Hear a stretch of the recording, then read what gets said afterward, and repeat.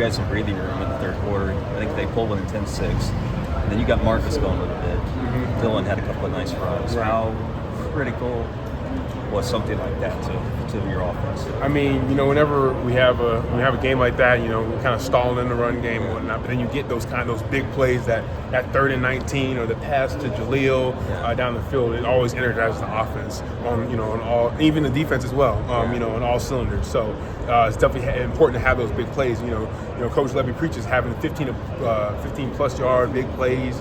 Every single game, especially in the run game. And even though we couldn't get that going the way we wanted it to, being able to have that with those short bursts, 19 yards on the 3rd 19, and the pass to Jaleel, that's really important to us and to Oklahoma to just really get us going. And I think the score doesn't reflect how I know we can play, 20-6, and I give respect to Cincinnati. They are a good team, great defense. But I know we can play so much better, and we should have had a lot more yards rushing as well. Well, and with the pass game the way it is, with Dylan and the receivers, especially playing the way they are, you don't need 300 on the ground, right? You just need to complement. Mm-hmm. That's one of the things, with our receiving core, running backs, and DG, because not a lot of people have been talking about it, but he's a Heisman candidate. Another game with 300 plus yards, rushing touchdown, and the fact that we have those weapons with DG at his disposal, like you said, we don't need to have a 300-yard rushing game. Now, it would be bad, we'd love to have it. Take it, right? But we want to have, we want to get there in the hundreds, at least average, plus 5 yards per carry and whatnot. At least speaking to myself as an O-lineman in the O-line room, like that's something that we pride ourselves in. That's what we want, make our mark on. And as long as we protect that, which is great, we also want to do as much as we can in the run game. If we have 300 plus yards in the run game, 300 plus yards in the pass game, it doesn't hurt, But doing as much as we can. Of course, the conference game and kind of stepping up the competition. Maybe not the dazzling amount of scores we have. Right. But did you learn something about the team in this game? Just that we had 2 games where I feel like it's similar with this and SMU. And despite the 10-6 going into the half and then coming out and having those big plays, is that this team is resilient. And I know I wasn't here last year, but I just know this team is we're just different all around. The way Coach B was talking, defense is different. Offense is going. We're different than last year. We started 3-0 last year. Now we're 4-0, and we just, like Coach B says, we want to know every single week. And the camaraderie of this team. Like, this team is my family. Like, we love everyone. Like the O-line, my brothers. DG's my brother.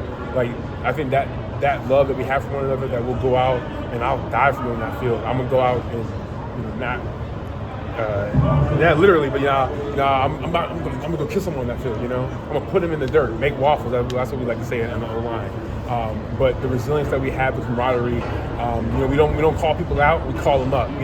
Bad play that happens, hey, flush it. We'll look at it on Monday, but let's go next play. And that goes for everybody. DG, coach make a call or something, or the players. We are one team, one heartbeat. What did you think of the DG takeover in the ground game? The way it kind of changed the way you guys were able to run the football? Yeah, absolutely. And DG, people might not think, but he got some legs under him. He's a tough son of a gun too. He got hit a couple times, and it was a couple yards after the hit, especially on that touchdown run and a couple runs. I think it was like a few carries for 25 yards or whatnot. It may not seem a lot, but in the game, he made it where it counted. And DG, like I said before, as a team, he's also resilient, and he's gonna do whatever he can to help his team win. It kind of soften up their defense a little bit, did it? Pardon? Did that soften up the defense a little bit, just having him on the perimeter? Yeah, I think just the fact that he's like a threat to he not only pass the ball, but you gotta watch out for him running the ball as well too. You had the finish right on that touchdown. You helped him get it in. Yeah, so I have to go back and watch to see how it really went down, but I was be on the rush who's on the ball, so I went out to him, and then next thing I know, I see DG trying to get to the goal line, and I'm like, okay, like what can I do to get him across? So he was right there, so I was like, let me try and bring him across, and he's able to get across to the goal line. So anything we can do to get that touchdown. Without getting too deep into it, does it dawn on you that your grandfather had a tip in against Cincinnati and that you had a tip in against Cincinnati? I was thinking about it before the game, and you know what? I didn't even think about that. That's just it. And I haven't read the article yet that's come out, but my my mom, grandma, aunt. It's really a beautiful thing. But it hasn't hit me. It didn't hit me then. But the fact that I'm in Cincinnati, those connections, who would have thought, coming from where I was in D.C. to Stanford to here and playing Cincinnati, the team that grandfather played against, and they made the tip in, and I had to sort of tip in myself. So that was kind of cool to think about. So yeah, of course, thank you. Walter, I'm sure you guys would rather be scoring 60 points a game, but when you guys are having trouble finishing off some of those drives, how comforting is it to know that the defense is playing like it is right now? Yeah, I mean, every time we want to be on the field, we want to score. But the fact that we have the type of defense that we do, it's. I don't want to say it's like a cushion because, I don't want to. We don't want to get complacent. Like, we didn't score. Okay, that's fine. The defense is gonna take care of us. But the fact that we have a defense, like when we do put up those 60 points, they can keep them at bay. It doesn't seem at like 6 or whatnot. And it is nice to have. It doesn't hurt to have a great defense like Oklahoma, like we do. But each time we're on the field, we're trying to score.